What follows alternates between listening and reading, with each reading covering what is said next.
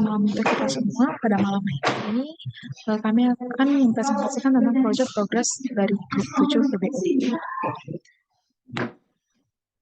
Yang pertama, ada timeline dari week 14 ini. Yang pertama general, ada leveraging framework features, terdiri dari migration, seeders, dan authentication.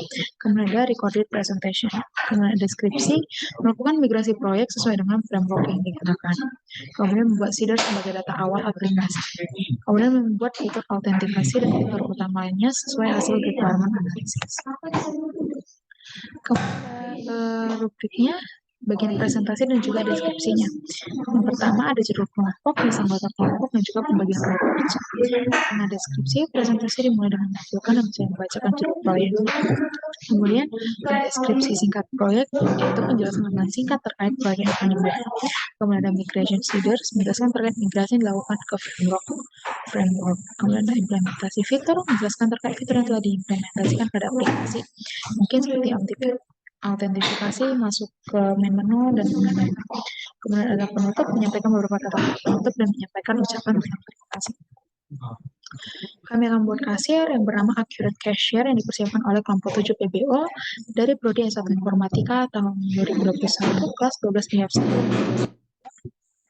Berikut anggota kelompok kami, ada Theo Aritano sebagai programmer, saya sendiri Michelle Samasur sebagai analis, dan juga ada Intan Shanipar sebagai desainer. Deskripsi singkat tentang proyek. Proyek yang akan dibuat kali ini adalah sebuah aplikasi dengan fungsi seperti kasir. Aplikasi mempunyai tampilan login agar setiap staf dapat menghitung total biaya barang dari pembeli dan menambahkan stok barang. Tujuan pengerjaan proyek ini adalah sebagai pemenuhan tugas proyek akhir sebagai pengganti was praktikum di akhir semester. Pengerjaan proyek ini merupakan pengimplementasian pembelajaran dari mata kuliah PPO. Proyek ini diharapkan mampu membangun aplikasi kasir yang akan memenuhi semua kebutuhan dan permintaan dari deskripsi proyek. Demikianlah presentasi saya. Untuk SRS dan juga pengimplementasian seperti kode program akan dijelaskan oleh teman saya berikutnya. Untuk itu saya ucapkan terima kasih. Kenalkan, nama saya Intan Romana Shanipar. Saya akan melanjutkan perkembangan SRS dari kelompok kami. Jadi, untuk saat ini perkembangan yang ada, untuk bab satunya sudah lengkap, sudah hampir lengkap, kecuali dalam referensi. Untuk bab 2-nya seperti deskripsi umum dan sebabnya sudah lengkap juga. Dan perlu diketahui pada BPN fungsi ada fungsi autentikasi, yaitu yang pertama fungsi masuk merupakan fungsi yang digunakan oleh user untuk dapat masuk ke dalam aplikasi sehingga user dapat mengakses fitur yang ada di dalam aplikasi Accurate Cashier. Dalam fitur masuk, user dapat mengisi data-data tersebut adalah sebagai berikut, yaitu yang pertama username dan password. BPMN dari fungsi masuk dapat dilihat sebagai berikut.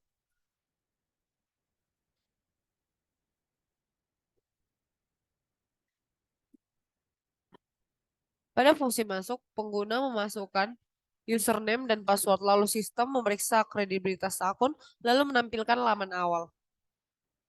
Pada fungsi keluar, fungsi ini digunakan untuk mengeluarkan akun dari aplikasi Accurate Cashier.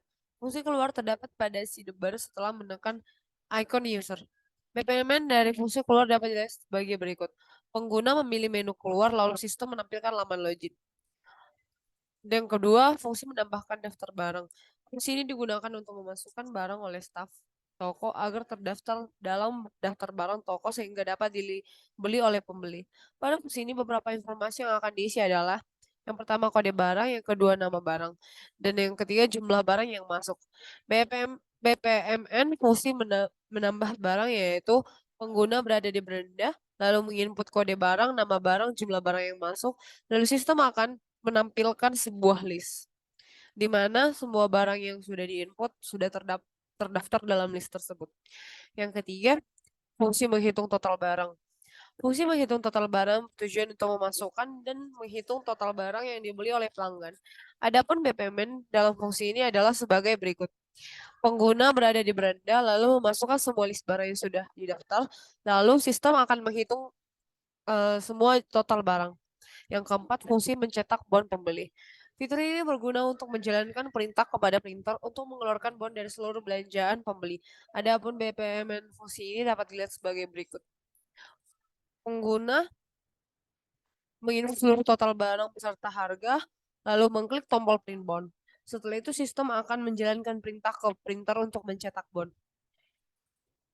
Dalam kelompok dan karakteristik pengguna sendiri ada staf toko. Lingkungan dalam pengembangan, pengujian juga dalam pengembangan, pengoperasian dalam pengembangan, batasan desain dan implementasi juga, dokumentasi pengguna, asumsi dan kebergantungan juga. Pada bab 3 sudah lengkap, yaitu kebutuhan rincinya, antara lain kebutuhan antarmuka sistem, antarmuka pengguna, antarmuka perangkat keras, antarmuka komunikasi, lalu ada spesifikasi kebutuhan fungsionalnya yang ada pada use case tersebut.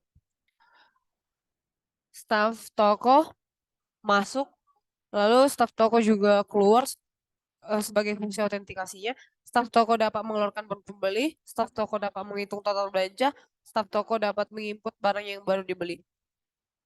Fungsi autentikasinya yaitu fungsi masuk, deskripsinya tersedia, dan kebutuhan fungsionalnya juga. Untuk urutan stimulusnya sudah lengkap dalam setiap fungsinya. Lalu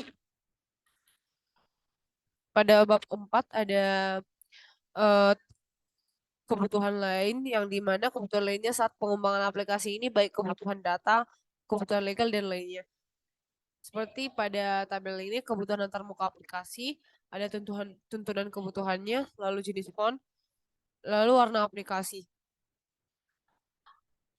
Untuk bab 5 sendiri ada istilah-istilah yang digunakan dalam dokumen beserta pengertian juga penjelasannya dapat dilihat sebagai berikut. Dan untuk tabel daftar akronimnya juga, untuk model analisisnya ada IRD, ada CDM, ada kelas diagram sudah dijelaskan dalam minggu lalu. Sekian hasil presentasi pengembangan SRS kami. Kami ucapkan terima kasih. Jadi untuk di week keempat, week ke-14 ini yang progres yang telah kami terapkan yaitu penerapan terhadap create, create, update dan delete pada data seperti yang akan saya demokan. Pertama-tama nanti pengguna akan masuk menggunakan akun dengan memasuki username dan password yang sudah didaftarkan terlebih dahulu. Lalu masuk dengan menekan login. Lalu di sini terdapat 4 menu, tapi yang baru selesai yang dikerjakan baru yang di menu inventory. Nah, jika ditekan, jadi ini ada 4 tombol di atasnya, ada refresh list, add item, edit item, dan delete item. Contohnya ini untuk yang add item.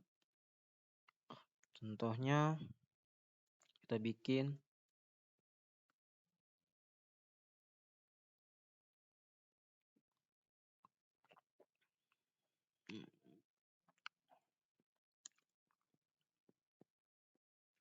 kategorinya bisa kita pilih, lalu price-nya contohnya, lalu tekan add item, maka akan muncul notifikasi berhasil menambahkan barang dengan item ID lalu dengan nama itemnya, lalu klik OK. Lalu kita kembali ke menulisnya. Nah, di sini contohnya kita di sini mau kita edit pun bisa. Contohnya ada kesalahan pada apanya, ID item bisa, lalu kita klik edit. Contohnya kalau ini kosong atau salah satu bagian dari ID item atau item name kategori atau price-nya kosong, maka akan muncul tampilan error seperti ini. Lalu untuk mekanisme delete itemnya sendiri, pengguna harus memilih salah satu terlebih dahulu dari list ini untuk dihapus. Jika tidak memilih salah satu, akan muncul error. Ini contohnya. Nah, ini berhasil menghapus. Nah, kalau seandainya tidak memilih sama sekali, maka akan muncul pesan error seperti ini. Sekian dari presentasi dari kelompok kami. Mohon maaf jika ada kesalahan. Sekian dan terima kasih.